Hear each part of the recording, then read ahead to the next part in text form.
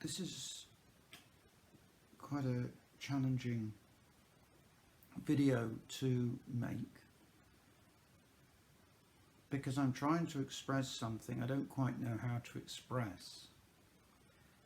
I've got a growing sense that there is a wave coming. Now, that's not original because there's always a wave coming. It's a question of what the wave is. And if you have ever watched surfers, they will stay in the water quite a long time looking for a wave, not just any wave, the wave, identifying a particular wave that's going to take them in shore in a particular way. Now this wave is one that's just a little ripple in the ocean. It's going to turn into a very different sort of wave from ones that we are perhaps even looking for and expecting.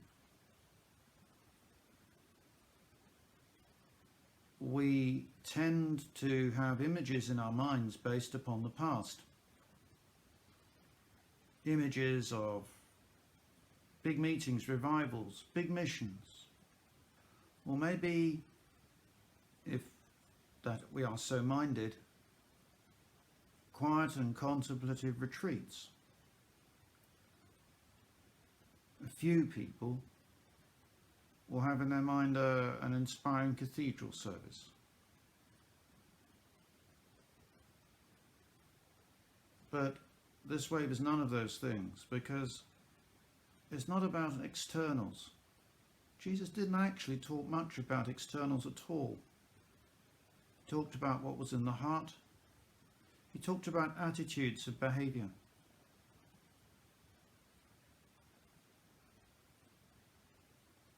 But the church has to be prepared, at least inside of itself, inside of ourselves, to make a journey underground.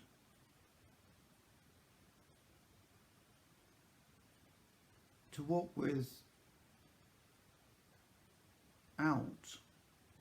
influence. To walk in a place not just of unpopularity, but where it would be unthinkable to be a follower of Jesus.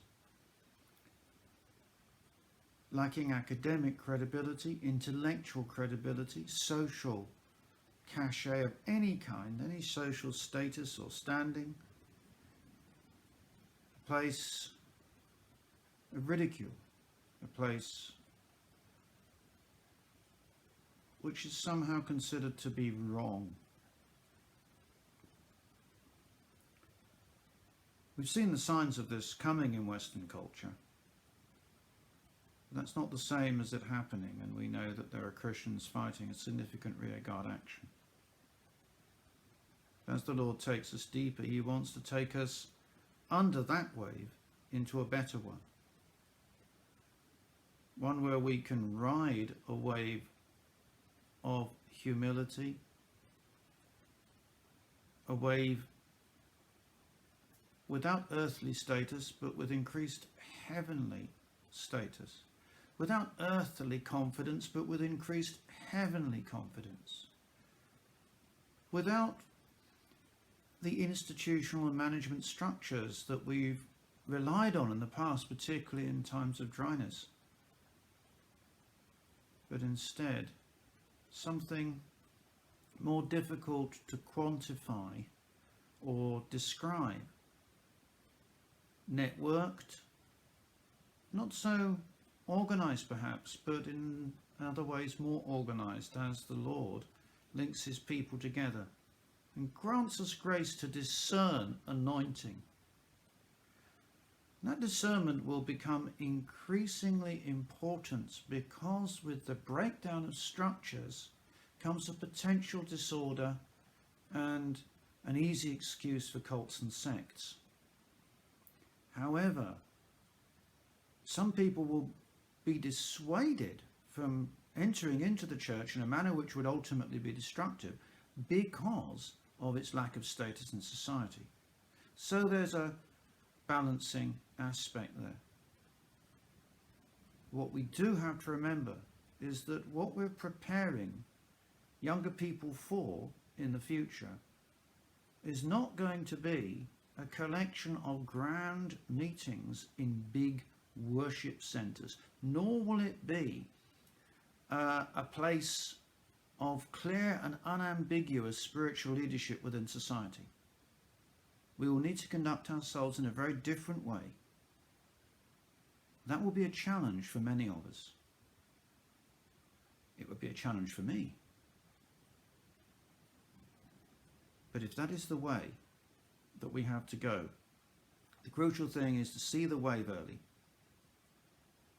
do our best to be ready to catch it, and then ride it with confidence, knowing that it's not some unhappy accident, but that the Lord has prepared this for the promotion of his people.